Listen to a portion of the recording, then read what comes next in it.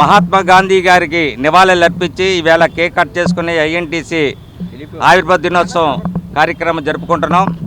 ఈరోజు కరెక్ట్గా 79వ ఐఎన్టీసీ ఆవిర్భావ దినోత్సవం ఈ కార్యక్రమం జరుపుకుంటున్నాం. 1947 మే 3వ తారీఖు నాడు ఐఎన్టీసీ అనేది మహాత్మా గాంధీ, జవహర్లాల్ నెహ్రూ, సర్దార్ వల్లభాయ్ పటేల్ లాంటి మహానాయకులు స్థాపించబడిన ఈ యూనియన్ ఆ రోజు నుంచి ఈ రోజు వరకు కూడా డాక్టర్ జి సంజయ్ రెడ్డి గారి నాయకత్వంలో 3,30,00,000 మెంబర్షిప్తో ప్రపంచంలోనే అధిక మెంబర్షిప్ ఉన్న సంస్థ ఐఎన్టీసీ సంస్థ. ఈ సంస్థలో సంజీవ్ రెడ్డి గారు జాతీయ ఐఎన్టీసీ అధ్యక్షులు, వారి నాయకత్వంలోనూ అదేవిధంగా జిల్లా ఐఎన్టీసీ అధ్యక్షులు, రాష్ట్ర ఐఎన్టీసీ ప్రధాన కార్యదర్శి మరి మంత్రి రాజశేఖర్ గారి నాయకత్వంలో విశాఖపట్నంలో కూడా అన్ని కర్మాగారాలలో ఐఎన్టీసీ నాయకత్వం మరి ఈరోజు మేము దిగ్విజయంగా నడుపుకుంటూ వస్తున్నాం.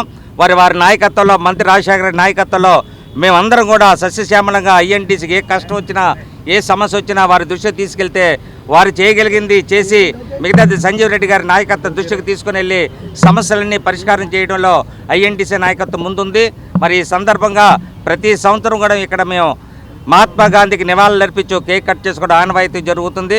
మరి అదేవిధంగా ఈరోజు కూడా 79వ ఆవిర్భావ దినోత్సవం దిగ్విజయంగా మీ అందరి సమక్షంలో జరుపుకున్నందుకు మీ అందరికీ కూడా ఐఎన్టీసీ శుభాకాంక్షలు తెలియజేస్తూ ఉన్నాం. 9వ ఫార్మసీ డే సందర్భంగా ఈరోజు జిల్లాలో ఉన్న అన్ని కర్మాగారాల ఐఎన్టీసీ నాయకులు వచ్చి ఈ జీవీఎంసీ దగ్గర మహాత్మా గాంధీ గారికి మరి నివాళులు అర్పించి ఆయనకి దండలేయడం జరిగింది.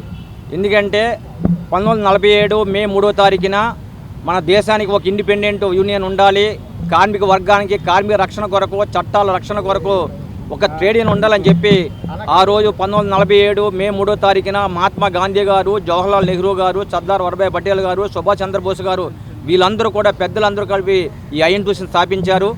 స్థాపించిన దగ్గర నుంచి ఈ రోజు వరకు 79 సంవత్సరాలుగా ఈ దేశంలో ఉన్న కోట్లాది మంది, సుమారు 50 కోట్ల మంది కార్మిక వర్గానికి రక్షణ కల్పించే విధంగా ఐఎన్టీసీ కృషి చేస్తుంది.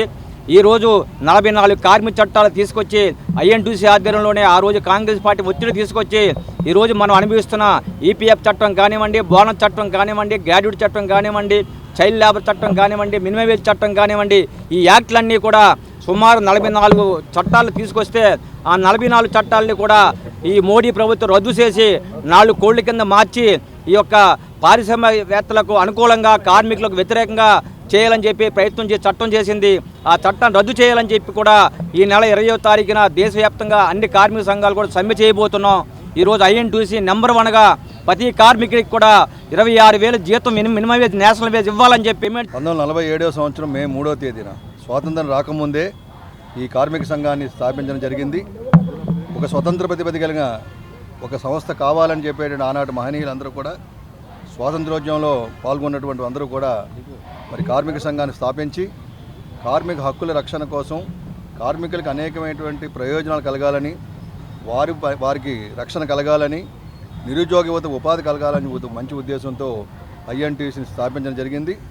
ఐఎన్టీసీ స్థాపించిన నాటి నుంచి మహాత్మా గాంధీజీ ఆశయాలకు అనుగుణంగా ఈ యొక్క సంస్థ ఏర్పడింది. కాబట్టి ఆయన విగ్రహానికి నివాళులు అర్పించి ఆయన ఏదైతే ఈ దేశానికి, ప్రపంచానికి మార్గదర్శకం ఇచ్చారో ఆశయాలను కొనసాగించాలని ఒక మంచి ఉద్దేశంతో ఐఎన్టీసీ ప్రతి ఏటా కార్యక్రమాలు చేస్తూ ఈరోజు ఇక్కడ విశాఖపట్నం మున్సిపల్ కార్పొరేషన్ దగ్గర గాంధీ విగ్రహం దగ్గర కాకుండా అన్ని పరిశ్రమల కూడల్లో కూడా ఐఎన్టీసీ జెండాని ఎగరవేస్తూ కార్మిక వర్గానికి భరోసా కల్పిస్తూ కార్మిక వర్గం మీద జరుగుతున్న దాడులను ఎప్పటికప్పుడు ఎదుర్కొంటూ వారికి అండగా నిలుచున్న సంస్థ ఐఎన్టీసీ. 3,45,00,000 మంది మెంబర్షిప్ ఉన్నటువంటి ఏకైక పెద్ద సంస్థ ఈ దేశంలో ఐఎన్టీసీ మాత్రమే.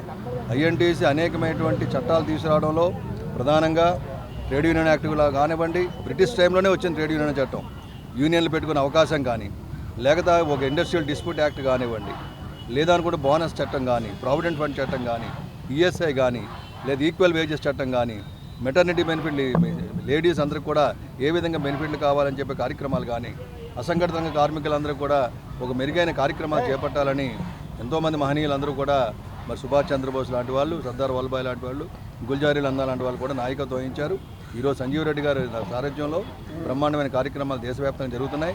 కోల్ ఇండస్ట్రీ మొదలుకొని ఈ భూగర్భ గని నుంచి పైకి వెళ్ళే స్పేస్ వరకు కూడా ఐఎన్టీసీ కార్యక్రమాలు చేస్తుంది. కాబట్టి ఈ సందర్భంగా ప్రభుత్వ రంగ సంస్థలను పరిరక్షించుకోవడం కానివ్వండి, స్టీల్ ప్లాంట్ కాపాడుకోవడం కానివ్వండి, లేదా రాబోయే రోజుల్లో నిరుద్యోగిత మరింత ఉపాధి అవకాశం కలగాలని, కార్మిక వర్గానికి అండగా ఉండాలని ఒక మంచి ఉద్దేశంతో ఈ కార్యక్రమం చేపట్టడం జరిగింది. ఈ సందర్భంగా కార్మిక వర్గం యావత్కి, ప్రజానీకానికి ఐఎన్టీసీ వ్యవస్థ దినోత్సవ సందర్భంగా శుభాకాంక్షలు తెలియజేస్తూ మీకు మీ కుటుంబ సభ్యులు